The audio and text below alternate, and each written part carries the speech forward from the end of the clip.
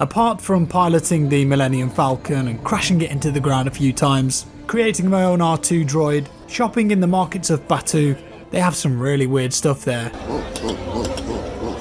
Getting drinks in the cantina and meeting Kylo Ren. One of the coolest experiences I had at Galaxy's Edge a few days ago was building my own lightsaber in Savi's workshop.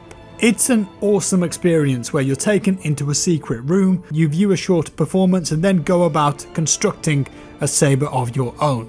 It's the most Star Wars thing that I've ever done. You can pick the kyber crystal, which defines the colour, and 5 separate parts, which you then put together yourself. At the end, when you're finished, everyone in the room raises their own custom lightsaber into the air. It's a magical moment, and I may have shed a tear. Why am I telling you this? Well, as you might be aware, the Respawn Studios video game, Star Wars Jedi Fallen Order, has just been released. And in that game, you can unlock components and customize the lightsaber that you use. It's a cool feature to play around with, but when I found out that most of the lightsaber parts in the game are also parts that you can choose when you build your own in real life, I realised that there was only one thing to do. I had to build my Jedi Fallen Order lightsaber and hold it with my own hands.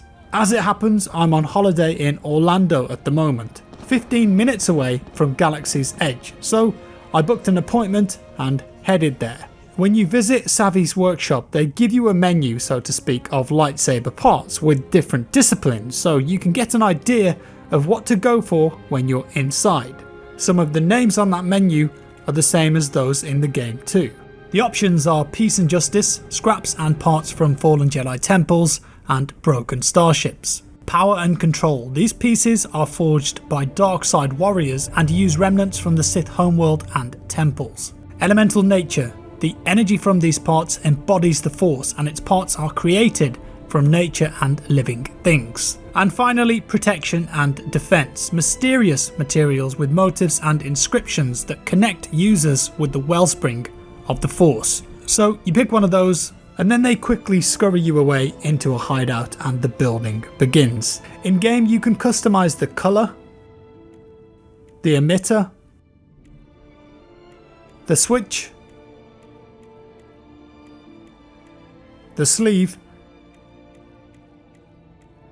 and the material.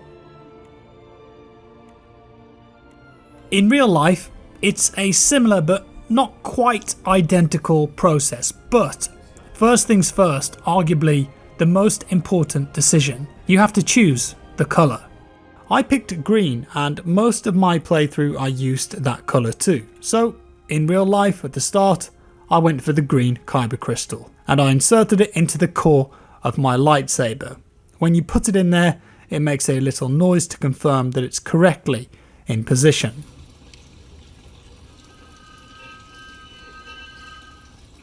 You'll notice in game you can choose the material too. I played the whole time with an alloy metal to get that classic look, and at Galaxy's Edge, choosing the power and control set will give you this look. Next is the switch. In game, my switch was this one, Passion and Strength.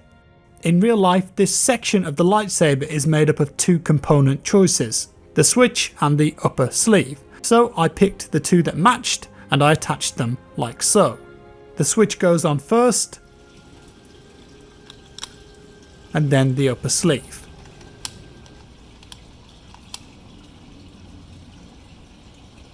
Looking good.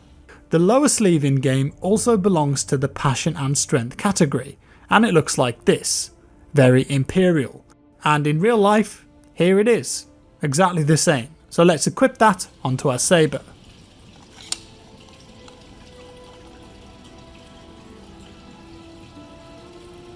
Now the bottom emitter in game is actually an end cap in real life, as this isn't a dual bladed lightsaber like it is in the game. Once again, Passion and Strength, but you can still get the exact same piece at Savi's workshop. Here it is. Let's attach that and then move on to the final part.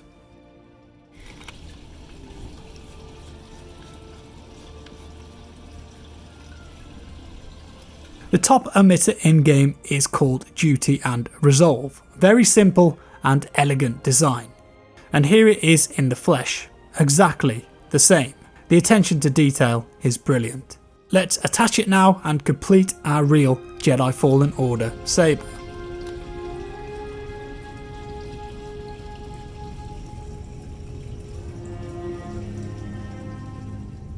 And there we have it. It's a thing of beauty for sure. Let's take a look with the blade attached and turn it on with the switch.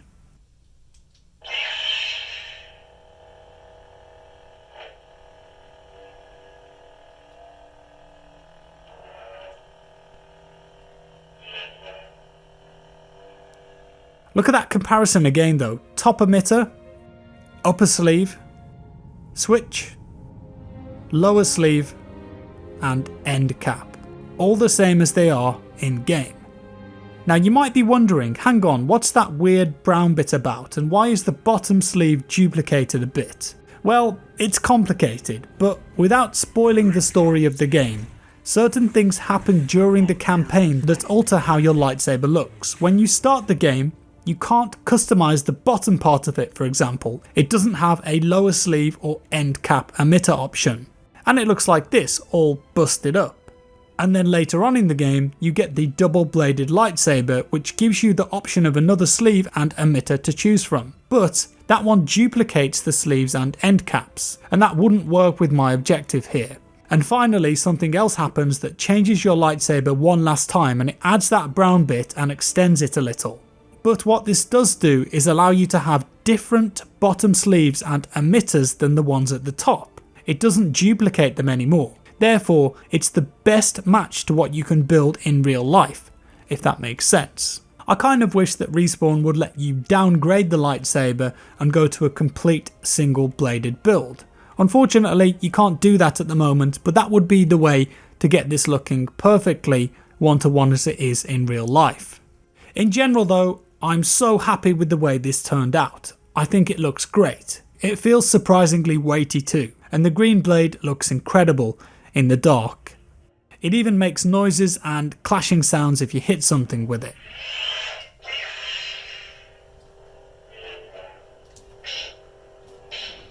Obviously some major collaboration went down here between Star Wars and Respawn during development of the game, and the fact that this is a possibility is awesome. Video games leaking into real life and vice versa is just cool. Check this out, I did buy some other parts too that I can swap in and out should I choose to. The Duty and Resolve 2 switch in game is made up of an elemental switch and upper sleeve in real life. It looks exactly the same.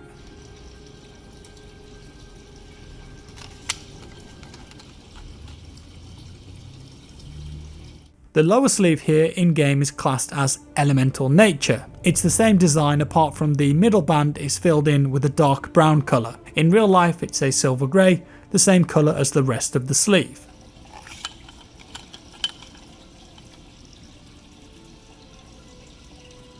Check this one out too for the end cap, a Rancor tooth. Can't get that one in game though, unfortunately, but I would love to see it.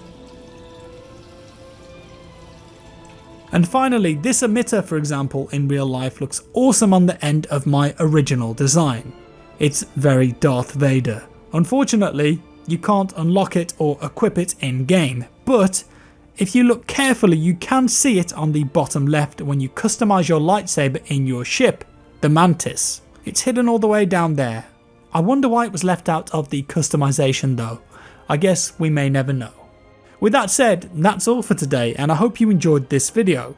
If you're visiting Galaxy's Edge in LA or Orlando, I definitely recommend considering this experience, especially if you're a big Star Wars fan. I certainly won't forget it.